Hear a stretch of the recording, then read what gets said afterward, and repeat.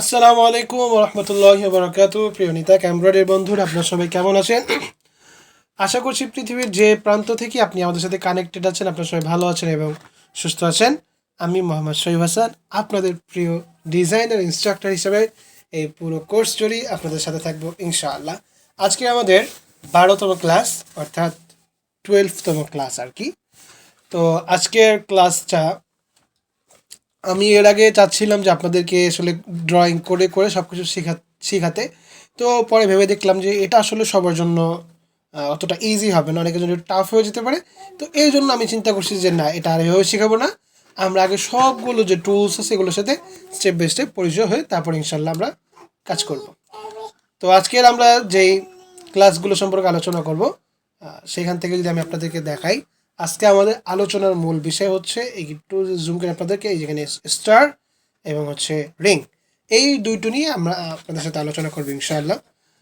তো আশা করছি যে আপনারা আমাদের বিগত ক্লাসগুলো সবাই ভালোভাবে দেখছেন এবং বেশি থেকে বেশি প্র্যাকটিস করছেন। আমি আপনাদেরকে যতই ভালো করে বুঝাই, যতই সুন্দর করে দেখাই, কিন্তু আপনারা যদি বেশি থেকে বেশি প্র্যাকটিস না করেন তাহলে কিন্তু আর কোনো কাজ হবে না।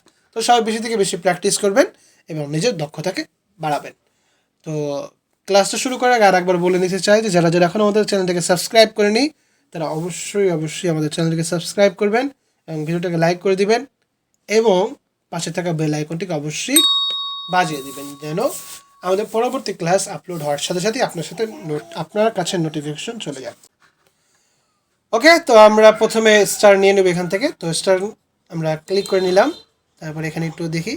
তো প্রথমে আমাদের তারপরে কাজ হচ্ছে, স্টার সিলেক্ট করার পর আমাদের প্রথম কাজ হচ্ছে মাউসের লেফট বাটন ধরার পর এখানে এটা হালকা একটু টান দিয়ে দেবো আমরা।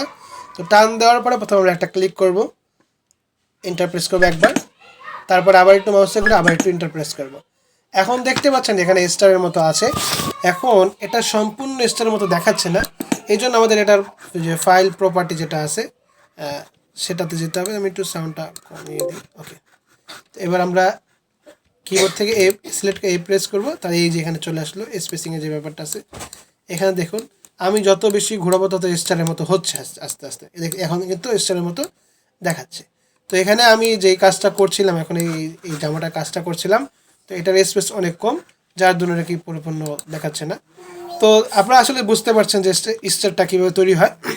তো যারা উইলকম 9 ব্যবহার করতেন তারা জানেন যে স্টারটা এই E4 অ্যাপসে, এমব্রয়ডারি স্টুডিও অ্যাপসে অটোমেটিক দেওয়া আছে, কিন্তু আগের অ্যাপসগুলোতে কিন্তু ওরকম দেওয়া ছিল না, ওটা ম্যানুয়াল করে নিতে হতো। তো এবার আমরা আসি এটার অপশনে। তো এটা যদি আমরা একটু এই কোনো থেকে একটু বড় করতে চাই তাহলে বড় করতে পারবো, আর যদি একটু চ্যাপটা করবো, লম্বালম্বি করবো, সেটাও করতে পারবো। এইভাবে টান দিব। প্রথমে আমরা এটাকে একবার অবজেক্টটাকে সিলেক্ট করবো মাউসের লেফট বাটন দিয়ে, তারপর হচ্ছে আমরা আমাদের মন মতো যদি লম্বা করতে মন চায় করবেন, পাশে যদি নিতে মন চায় নিতে পারবেন, সব আপনাদের ইচ্ছা মতো করতে পারবেন। তো এখানে স্টেজটা আমরা বাড়ানো কমানোর জন্য কী করবো, কিবোর্ড থেকে প্রেস করব, তারপর আমরা এখান থেকে যদি মনে হয় যে আপনার স্টেজ আরও কমানো দরকার আপনি কমিয়ে দিবেন, আর যদি মনে হয় যে না বাড়ানো দরকার তাহলে বাড়িয়ে দিবেন।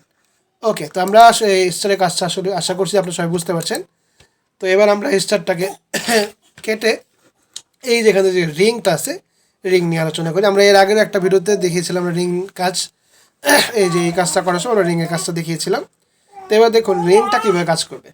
তো সেম একই ওয়েতে প্রথমে আমরা রিংটাকে সিলেক্ট করব, সিলেক্ট করার পরে মাউসের লেফট বাটন ধরে টান দেব, এবার একটা গোল ইন্টারফেস চলে আসবে। তো আমরা প্রথমে এন্টার প্রেস করবো একবার, তারপর ঘোরার পর আরেকবার এন্টার প্রেস করবো। আমার যে রিং হবে, রিংয়ের প্রথম যে গোল চিহ্নটা সেটা হয়ে গেল। এবার আর একটা চলে আসবে, আমরা এবার এন্টার প্রেস করে দেবো, তারপর আবার এন্টার প্রেস। এই দেখুন যে আমার যে রিং, সেই রিংটা কিন্তু তৈরি হয়ে গেল।